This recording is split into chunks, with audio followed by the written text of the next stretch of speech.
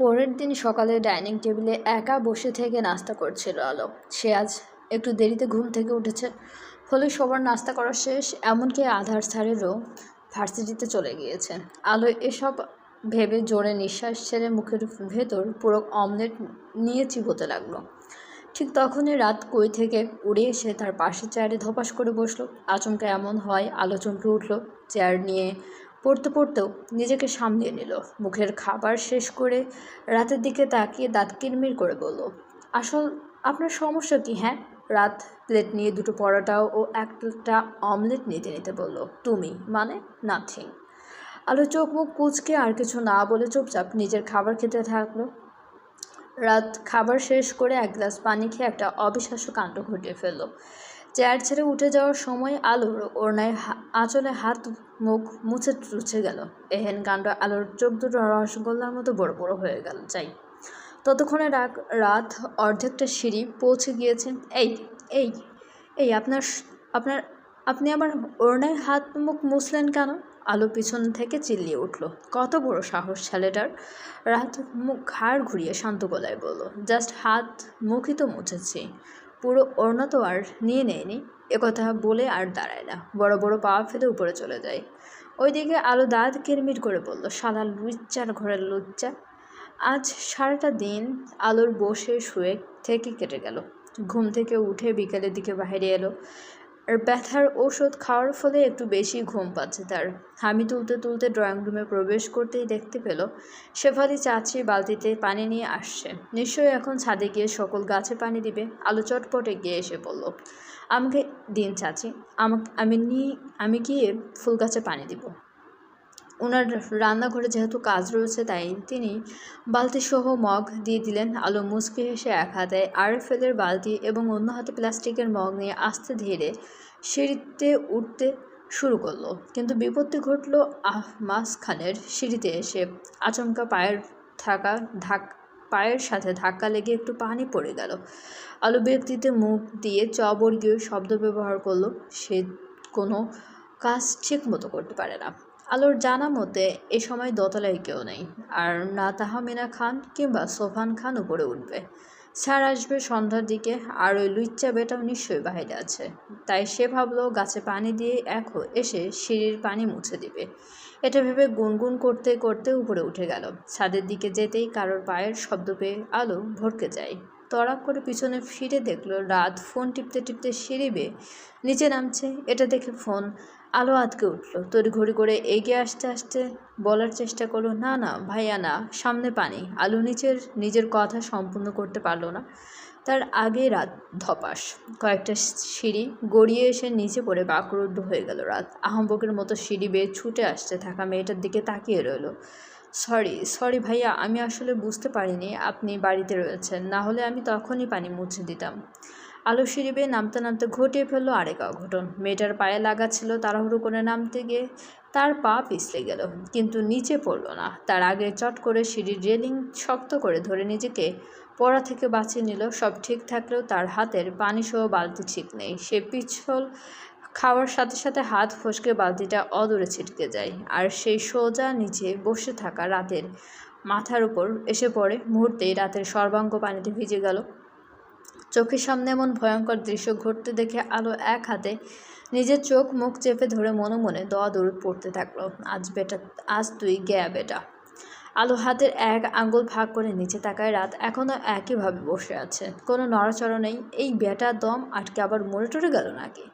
এটা ভাবতেই আলো সাবধানে ছুটে এসে রাতের মাথার উপর থেকে বালতি তুলে নিল। রাত মুখ থেকে পানি বের করে শান্ত চোখে মেয়েটার ভয়ার্ত চেহারার দিকে তাকায়। সরি ভাইয়া, আমি ইচ্ছে করে কিছু করিনি। আলো শুকনো ঢোক গেলে মিনমিন করে বলল। এর মধ্যে রান্নাঘর থেকে শেফালি চাচি ছুটে এলেন এবং এসে এগুলো দেখে আঁতকে উঠলেন। এসব যদি তাহমিনা খানের চোখে পড়ে তাহলে আজ মেয়েটার রক্ষে নেই। তাই তিনি জলদি কাপড় ও ওয়াইপার নিয়ে এসে পানি মুছতে লাগলেন। রাত লম্বা শ্বাস নিয়ে উঠে দাঁড়িয়ে আশেপাশে তাকিয়ে নিজের ফোনটা খুঁজলো। সোফার নিচে পড়ে থাকতে দেখে এগিয়ে এসে ফোনটা নিয়ে দেখলো স্ক্রিন ফেটে গেছে। সেটা দূর থেকে উকি দিয়ে খেয়াল করলো আলো। ভেবেছিল এটা নিয়ে এখন রাত তাকে বকাবকি করবে, কিন্তু তেমনটা কিছুই হলো না। রাত কিছু না বলে চুপচাপ সিঁড়ি বেয়ে উপরে চলে যায়। যাওয়ার সময় শুধু শেফালি চাচির উদ্দেশ্যে বলে গেল, নেক্সট টাইম ওর হাতে যেন পানি ভর্তি বালতি না দেওয়া হয়, নয়তো দেখা যাবে ওইটাও আমার মাথার উপরেই এসে পড়বে। আধার বাড়িতে ফিরে রুমে এসে দেখলো আলো অর্ধেক বেডের নিচে ঢুকে আছেন আর অর্ধেক বাহিরে। সে ব্যাগটা কোট সোফার ওপর রেখে টায়ের নট ঢিলে করতে করতে এগিয়ে এসে মেয়েটার পাশে এক হাঁটু গেড়ে বসলো। তারপর এক পা চেপে ধরে হ্যাঁচকা টানে বেডের নিচে থেকে মেয়েটাকে বের করে আনলো। আলো পেটে ভর দিয়ে একটু উঁচু হয়েছিল। আচমকা টানে ধপাস করে মুখ থুবড়ে ফুলের উপর পড়লো। এতে সামান্য হাতে নাকে ব্যথা পেল। পিছনে না ঘুরে উবুর হয়ে পড়ে থেকে নাক ডলতে ডলতে বলল, কোন হাতের সুর রে আমার পা ধরে টান মারলো? একথা বলে পিছনে তাকিয়ে ছাড়ের গম্ভীর মুখ দেখে হাসার চেষ্টা করলো আলো। উঠে ভদ্র মেয়ের মতো বসলো। আধার এক পলক লাল হয়ে যাওয়ার সরু নাকের ডগার দিকে তাকে নজর সরিয়ে নিয়ে জিজ্ঞেস করলো, বেডের নিচে কোনো প্রেমিক খুঁজতেছিলে? প্রেমিক না স্যার, কানের ঝুমকো বেডের নিচে চলে গিয়েছে, তাই ওইটাই বের করতে চেষ্টা করছিলাম। পেলে? না, খুঁজে পাচ্ছি না। আপনি তো আমাকে ভালো করে খুঁজতেই দিলেন না। ওয়েট, আরেকবার খুঁজে দেখি। একথা বলে আলো হামাগুড়ি দিয়ে এগিয়ে এসে আবার বেডের তলে ঢুকতে যাবে, তখনই আধার পিছন থেকে তার জামার গলা চেপে ধরে টেনে সোজা দাঁড় করিয়ে দিল। আলো ঘাড় কাত করে নিজের ভিসকস কাপড়ের টু পিসের গলার দিকে তাকায়, যেটা টেনে ধরার ফলে অর্ধেক লম্বা হয়ে গেছে। আধার জামার গলা ছেড়ে দিতেই মেয়েটার কাঁধের দিকে এসে কাঁধের নিচে এসে বলল। ফলস্বরূপ ফর্সা কাঁধ ও ইনারের কিছু অংশ উন্মুক্ত হলো। অপ্রত্যাশিত এক দৃশ্যে আধার থতমতো খেয়ে গেল। সে বুঝতে পারেনি এমন কিছু ঘটে যাবে। আলো আহাম্বুকের মতো কিছুক্ষণ দাঁড়িয়ে থাকলো। এতক্ষণ যা হয়েছে সবটাই তার মাথার ওপর দিয়ে গেল। লম্বা একটা শ্বাস নিয়ে জামার গলা ধরে আলমারি খুলে নতুন জামা বের করতে করতে বলল, আপনার জন্য চুলের বিনুনি ধরাটাই বেটার, নয়তো আমার আর কোন ড্রেসের গলা আস্ত রাখবেন না। একথা বলে ওয়াশরুমে চলে গেল। আধার তপ্ত শ্বাস ফেলে গলাটায় ও শার্টের কয়েকটা বোতাম খুলে দুহাত প্যান্টের প্যাকেটে গুজে চোখ বুজে নিল। মুহূর্তেই চোখের পাতার কিছু সুন্দর দৃশ্যগুলো ভেসে উঠল।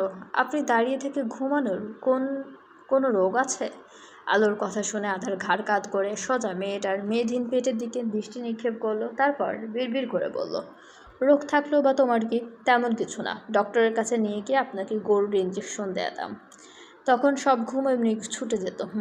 আলো মুখ ভেঙচি করে কথাগুলো বলে বাইরে যাওয়ার সময় অনুভব করলো তার বাম হাতের কবজি চেপে ধরেছে লোকটা। সে পিছনে ফিরে বিরক্তিতে বলল, এখন আবার কি সমস্যা আপনার?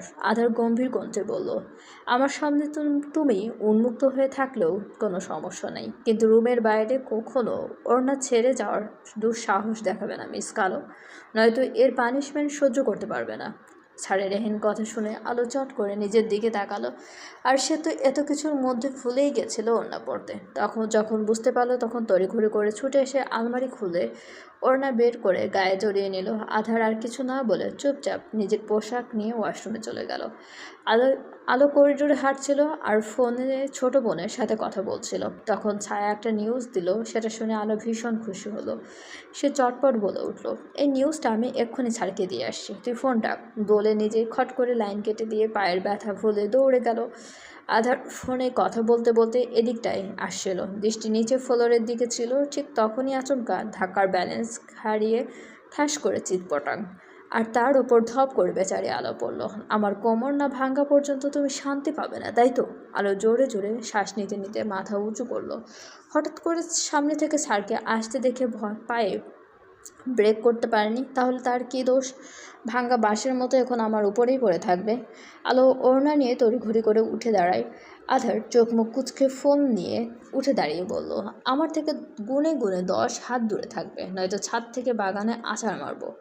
আলো এগিয়ে আসতে চাইলে আধার আঙ্গুল দিয়ে ইশারা করে বলল, দূরে থাকো।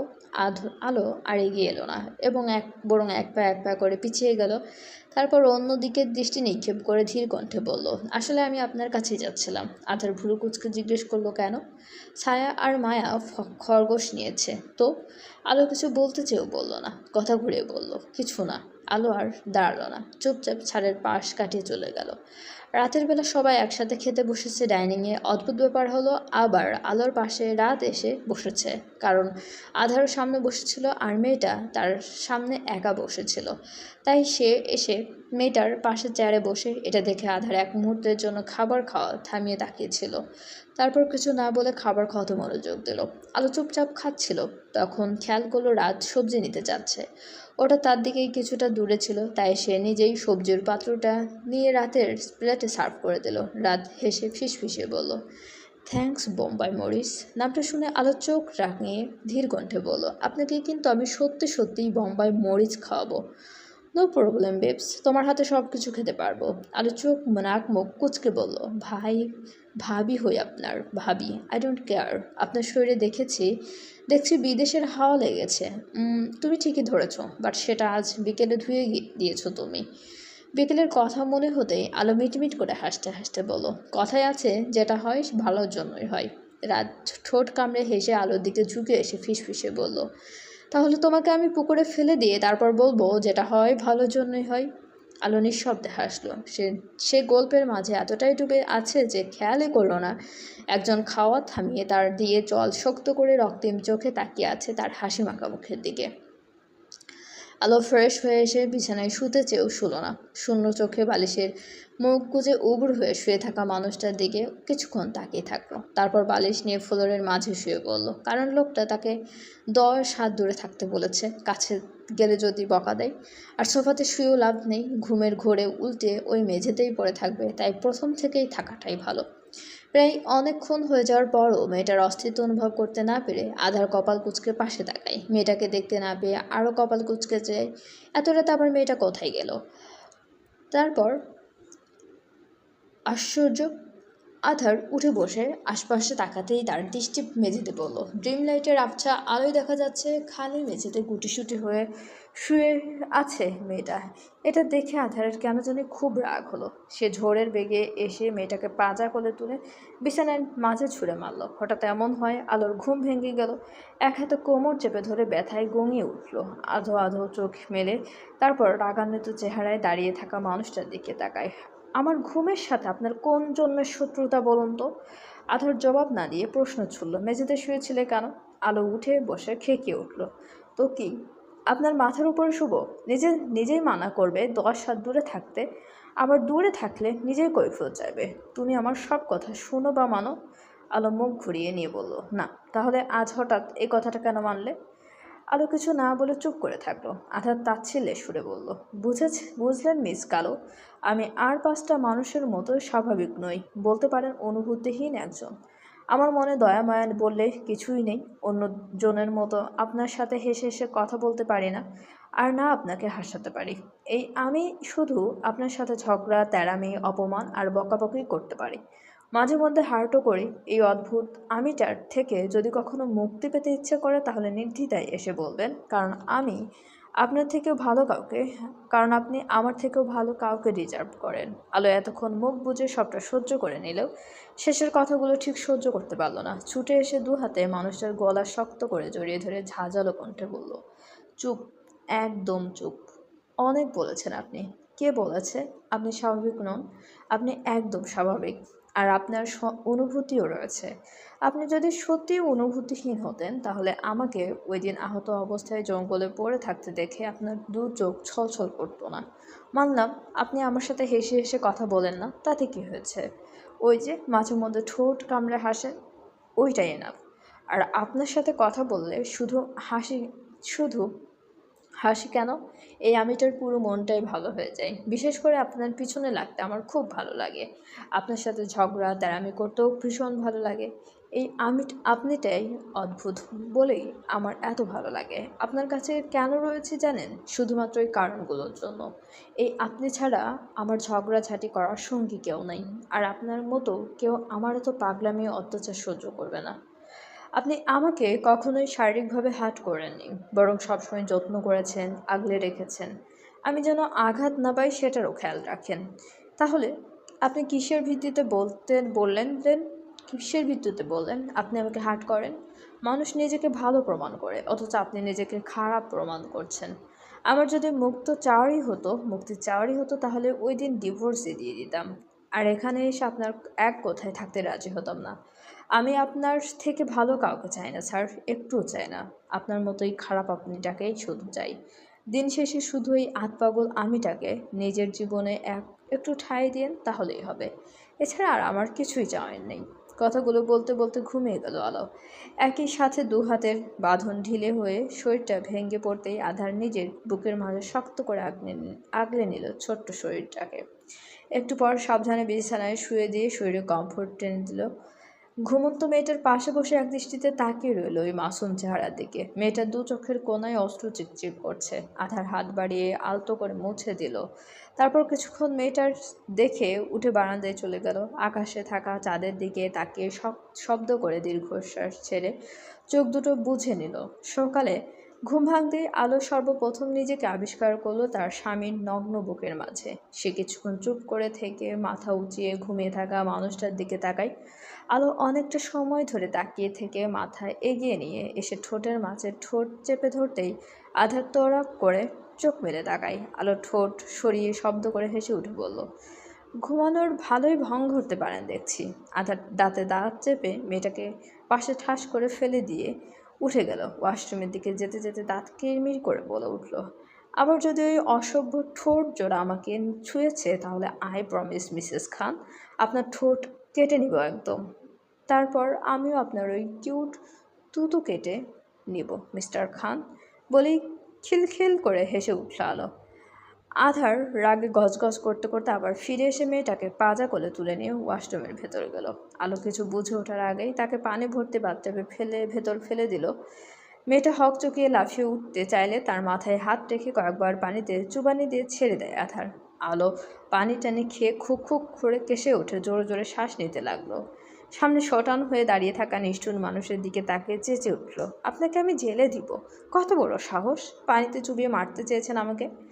আধার আবারও হাত বাড়িয়ে মেয়েটার মাথায় হাত রাখতে সে কান্নারত কণ্ঠে বলল, আর বলবো না, চুমু খাবো না, আপনার টুটু ছুবো না, কামড় দিব না, আপনাকে জেলেও ভরবো না, তবুও আমাকে আর পানিতে চুবানি দিয়েন না।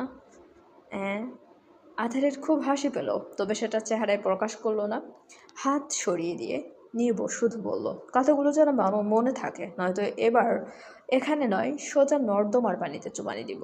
ড্রয়িং রুমে বসে থেকে আলো হাঁচি ফেলছে আর টিস্যু দিয়ে নাক মুছছে। সকালে ঠান্ডা পানিতে চুবানি খেয়ে সর্দি লেগেছে মেয়েটার। মনে মনে 14.5 গোষ্ঠী ধুয়ে দিয়েছে। তার ক্ষমতা থাকলে লোকটাকে মাথায় তুলে সমুদ্রের পানিতে ছুঁড়ে মারত, তখন বুঝতে পারতো আসল মজা। এটা খাও। আধার এক কাপ কড়া করে মশলাদার চা বানিয়ে এনে আলোর সামনে ধরে বলল। আলো হাঁচি ফেলে নাক মুছতে মুছতে বিড়বিড় করে বলল, কেন খাবো? ওতে কিছু মিশিয়ে দেননি?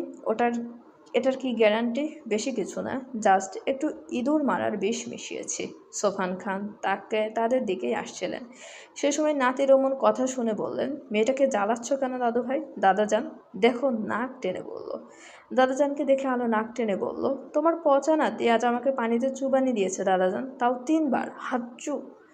আলো হাঁচি ফেলল। সোহান খান নাতির দিকে তাকে অবাক কণ্ঠে জিজ্ঞেস করলো, তুমি আমার নাত বউকে চুবানি দিয়েছো কেন? আধার সামনে থাকা ছোট কাছের টি টেবিলের ওপর কাপ রেখে চলে যেতে যেতে বলল, তোমার আদরের নাত বউ কাজই করেছে এমন। আলো চায়ের কাপ নিয়ে চুমুক দিয়ে দাদাজানের উদ্দেশ্যে বলল, দেখবে কোনো একদিন ওনার মাথাটা ফাটিয়ে দিয়ে জেলে বসে আছি। সোফান খান সোফায় বসে নিজের কপাল চেপে ধরলেন। এই দুইটা টম অ্যান্ড জেরিকে নিয়ে যে তিনি কী করবেন কে জানে। আলোর রুমে এসে আর বাইরে যায়নি। বিছানায় চুপচাপ বসে থেকে দুই নাকের ভেতর টিস্যু গুজে রেখেছে আর মুখ দিয়ে নিঃশ্বাস নিচ্ছে। একটু পর স্যারকে আসতে দেখে টিস্যু বের করে নিয়ে ঠিকঠাক হয়ে বসলো। আধার মেয়েটার জন্য নাস্তা নিয়ে এসেছে। পাশে বসে কাটা চামচ দিয়ে গরম গরম নুডলস তুলে মেয়েটার মুখের সামনে ধরলো। তখন আলো ঝাঁঝালো কণ্ঠে বলল, নিজে অসুস্থ বানিয়ে এখন সেবা করতে লজ্জা করছে না আপনার? কয়েকটা চুবানি খেয়ে যে অসুখ বাঁধিয়ে বসবে সেটাকে জানতো। আলো মুখ সরিয়ে নিয়ে নাক মুছে বলল, আপনার সাথে কথা বলবো না আমি। ঠিক আছে, বলতে হবে না, শুধু নাস্তাটা করে ওষুধ খেয়ে নাও, তাহলেই হবে। আলো কিছু না বলে চুপচাপ খেতে লাগলো। খেতে খেতে একসময় দাঁত লেগে গালের ভেতরের মাংসে আচমকা কামড় লাগলো। আলো গাল ধরে আর্তনাদ করে উঠতেই আধার এক হাতে মেয়েটার দুগাল আলতো করে ধরে বলল, দেখি হা করো। আলো মুখ হা করলো। আধার কপাল কুঁচকে ভেতরে তাকিয়ে দেখে ডান গাল কেটে রক্ত বেরিয়ে গেছে। এটা দেখে ফোঁস করে দীর্ঘশ্বাস ছাড়লো। এই মেয়েটা আর কোনোদিন ভালো হবে না। সে গাল ছেড়ে বিড়বিড় করে বলল, দাঁত তো নয়, যেন ধারালো ব্লেড। সারাটা দিন কেটে গেল। আলো আজও ভার্সিটিতে যায়নি, আর কয়েকদিন পর যাবে। আপাতত সে বাড়িতেই পড়াশোনা করছে। এই তো সবে পড়ে উঠল। ওষুধ খাওয়ার পর শরীর এখন ঠিক আছে, তবে মাঝে মধ্যে নাক শিরশির করছে। এই পড়ার টেবিলে বইপত্র গুছিয়ে রেখে রুমের বাতি নিভিয়ে বিছানায় মাঝে চিত হয়ে শুয়ে চোখ দুটো বন্ধ করে নিল। কিছুক্ষণ পর হঠাৎই কিছু একটা লাফ দিয়ে তার পেটের ওপর উঠতেই আলোর ভীষণ ভয় পেল। চোখ মেলে তাকিয়ে গলা ফাটিয়ে চিৎকার করতে চেয়েও করল না। মুহূর্তেই বিস্ময়ে আনন্দে চোখ দুটো বড় বড় হয়ে গেল। শোয়া থেকে এক লাফে উঠে সাদা ধবধবে দুটো খরগোশের বাচ্চাকে কোলে নিয়ে অবিশ্বাস্য চোখে সামনে দাঁড়িয়ে থাকা মানুষটার দিকে তাকে জিজ্ঞেস করলো, এরা আমার স্যার? আধার ধীর কণ্ঠে বলল, তোমার কাছে গিয়েছে মানে ওরা এখন থেকে তোমারই। খুশিতে আলো চোখ দুটো ছলছল করে উঠল। সে তো মনে মনে খরগোশের ছানাকেই চেয়েছিল, তাই তো গতকাল অমন করে ছুটে ছাড়ের কাছে যাচ্ছিল। উদ্দেশ্য ছিল বায়না করার, কিন্তু সে না বলার আগে লোকটা বুঝলো কিভাবে তারও এগুলোই চাই। আলোকে কিছু একটা ভাবতে দেখে আধার মাথায় গাঁটটা মেরে ওয়াশরুমের দিকে যেতে যেতে বলল, ছোট্ট মাথায় বেশি চাপ নিও না, নয়তো ফেটে যাবে। আলো হেসে কিউট কিউট খরগোশের ছানাদের আদর করতে লাগলো। তার মনটা এক নিমেষে ভালো হয়ে গেছে। আধার শাওন নিয়ে এসে ব্যাগ খুলে একটা বাক্স ও কিছু চকলেট বের করে আলোর সামনে ধরলো। মেয়েটা খরগোশেদের ফ্লোরে নামিয়ে দিয়ে আগে প্লাস্টিকের বক্সটা খুললো। ভেতরের এতগুলো ঝুমকো দেখে আলোর চোখ দুটো কপালে উঠে গেল। আলাদা আলাদা ডিজাইনের এবং ছোট থেকে বড় একটা বক্স ঝুমকো পেয়ে আলোর জ্ঞান হারানোর উপক্রম। সেখানে ছোট ছোট কিছু দুলও রয়েছে। আলোর স্বামীর দিকে তাকিয়ে অবাক কণ্ঠে বলল, এতগুলো ঝুমকো আমি কয় বছরে পরব? আর হঠাৎ করে এগুলো দিলেন কেন? ইচ্ছে হয়েছে তাই নিয়ে এসেছি, পছন্দ না হলে ফেলে দাও। মানুষটার কথা শুনে আলো অদ্ভুত চোখে তাকিয়ে বলল, পাগল নাকি? এত সুন্দর দুলগুলোকে আমি ফেলে দিব? অসম্ভব। একথা বলে আলো বক্স নিয়ে গিয়ে ড্রেসিং টেবিলের ওপর রেখে একজোড়া ছোট দুল নিয়ে এসে ছাড়কে দিয়ে বলল, এটা আমাকে পরিয়ে দিন। আধার কিছু বলতে চেয়েও হাস্যোজ্জ্বল মুখখানা দেখে আর কিছু বলল না, বরং দুল নিয়ে কাছে এগিয়ে এসে ঝুঁকে মেয়েটার কাঁধে পরিয়ে দিল। মানুষটার গরম নিঃশ্বাস ঘাড়ে আসতে পড়তে আলো চোখ বুজে নিল। আধার অপর কানের লতিতেও সুন্দর করে পরিয়ে দিল। মেয়েটার দিকে তাকাই। আলো হেসে জানতে চাইল, সুন্দর লাগছে? আধার মুগ্ধ চোখে তাকিয়ে থেকে বিড়বিড় করে বলল, একদম শাকচুন্নির মতো লাগছে। একথা শুনেও আলো শব্দ করে উঠে চট করে স্বামীর গলায় ঝুলে পড়ল। তারপর বলল, একটা কথা বলবো? চোখ বন্ধ করুন। আধার কপাল কুঁচকে বলল, যা বলার এমনিই বলো, আমি শুনতে চাই। চোখ বন্ধ করুন। আলোর তপ্ত শ্বাস ফেলে চোখ বন্ধ করতে করতে বলল, আধার উল্টাপাল্টা কিছু করলে তোমার খবর আছে। আলো হেসে উঁচু হয়ে ফিসফিসিয়ে বলল, আপনাকে অসংখ্য ধন্যবাদ আমাকে এত কিউট কিউট উপহার দেওয়ার জন্য। একথা বলে আলো চটপট গালে দুটো চুমু খেয়ে এক দৌড়ে রুমের বাইরে চলে গেল। আধার গালে হাত দিয়ে থম মেরে দাঁড়িয়ে থাকলো। অনুভব করলো তার হার্টবিট আবারও মিস হয়ে গেছে। এই বেয়াদব মেয়েটা নির্ঘাত তাকে মেরে ফেলবে। চলবে। গল্পটি আপনাদের কেমন লাগছে অবশ্যই আমাদেরকে কমেন্ট করে জানাতে ভুলবেন না, এবং আমাদের চ্যানেলটি প্লিজ সবাই সাবস্ক্রাইব করুন, এবং গল্পটি ভালো লাগলে অবশ্যই সবাই লাইক কমেন্ট এবং শেয়ার করতে ভুলবেন না আপনাদের প্রিয় মানুষগুলোর সাথে। এবং আমাদের চ্যানেলের সঙ্গে থাকার জন্য সবাইকে অনেক অনেক বেশি ধন্যবাদ।